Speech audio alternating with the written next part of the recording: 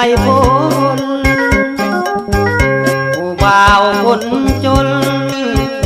ห่วงสาวหน้ามนใจดำว่าสิไปหาสัญญากับเมงามคำสุดแสนละกำคิดนำน้องละคำแพ้ตาเว้นคำลง8 โมงน้องสิมาบ่เห็น